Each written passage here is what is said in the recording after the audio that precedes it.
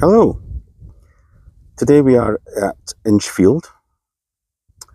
It's just outside Inch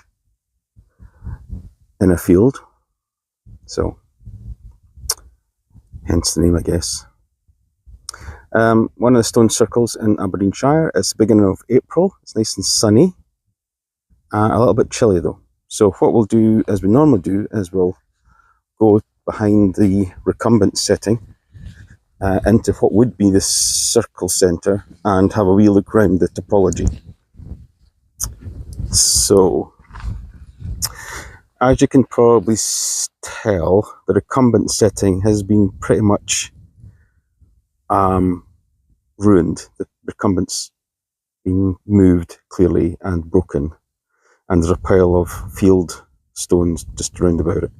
So the chances are doing any kind of alignment with this recumbent is going to be pretty much non-starter. It's currently, if we were to kind of look right across the recumbent of it, it's currently looking at Dunnetier Hill in the distance there, and that means it's kind of, well, it is pointing southwest-ish. Now, I suspect that the original positioning of the recumbent stone would have been more south, but it's clearly been pushed back and broken and uprooted. So who knows the true alignment of this circle, but it's definitely southwest according to the current position, but probably has been moved because of that. We've done a deer in the distance, and we kind of come round here. It is definitely on a rise. It's going to be, this circle would have been visible for miles. We come round to the kind of north, and you can see the outlying stone there. No, stone number 4. We'll come round to that in a wee minute. And we come round and to the village and Ben He in the distance there. Back round to here. It's the stone's accessibility. You come into Inch, and along the B road there's a kind of parking space and a kind of little bit there you can park up, and over a couple of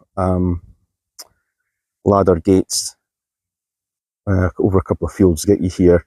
Although there has been, since the last time I've been here, there has been a significant amount of electric fences installed, which are live. But yeah, so I stuck to the kind of the other side of the fields there to get along and to avoid having to encounter electric fences. So, but it did mean getting over 3 ladder gates. So what have we got then? So we've got quite a large pile of field spoil and one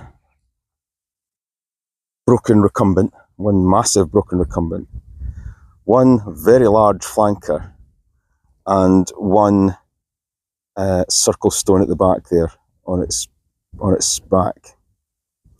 So what have we got as far as documentation and history then? So it's according to Great Cranes of Stone, 1840, there was some documentation around about this circle, mentioned only that it was one of many Druid circles, so that's what they called them, Druid circles.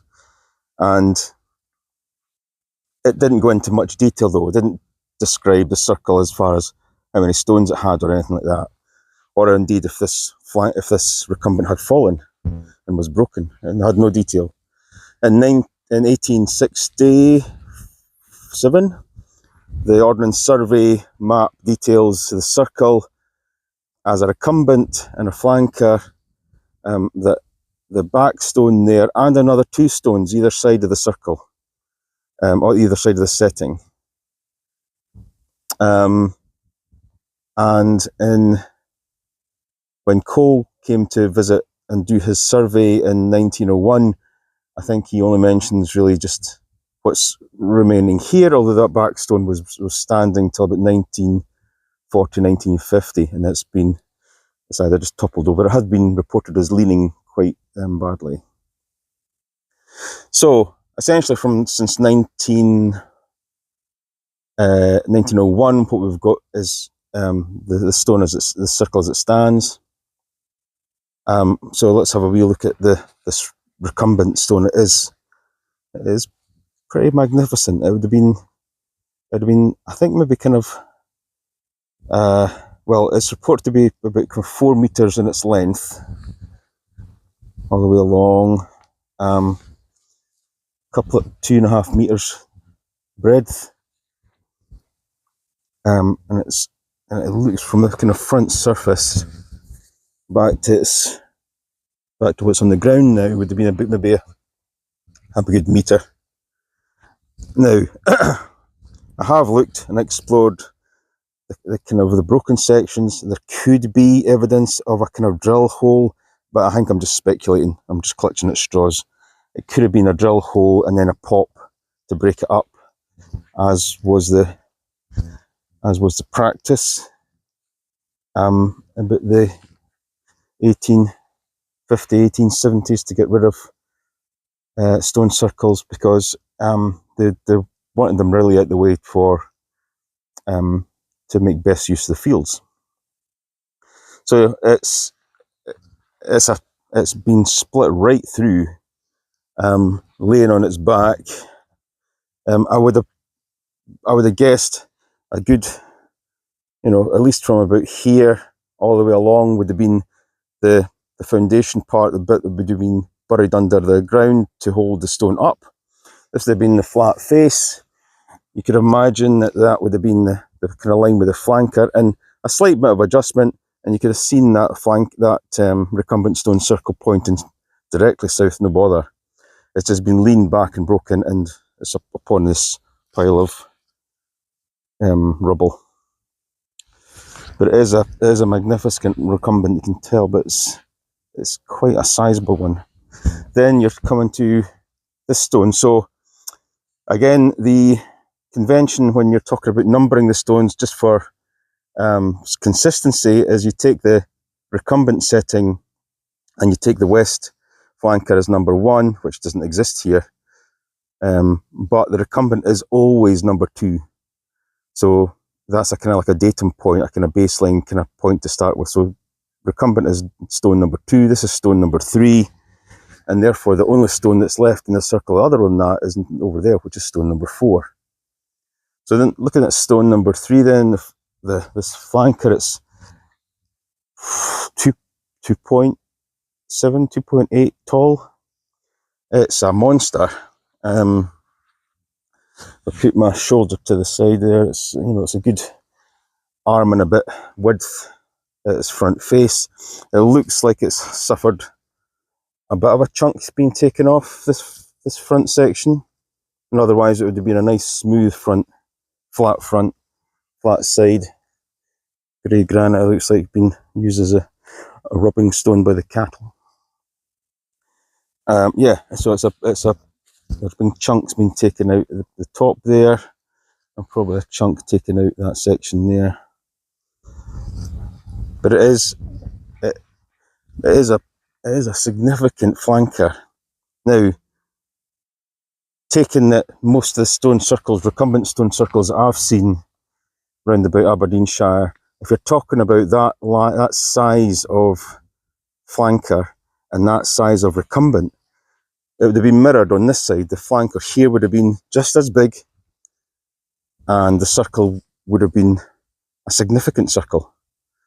It kind of goes with the territory of a big recumbent setting having a fairly large circle. I mean by that, not necessarily the diameter, but the size of the stones and significance of the stones as well. So that's the setting, and then we come round. The farmer has got a fair bit of ground round about the stones that hasn't been utilised, although there are tracks. I've noticed there are tracks in this section here where he's clearly parked the tractor. This is the stone number 4 then, way out here. I mean, it's beyond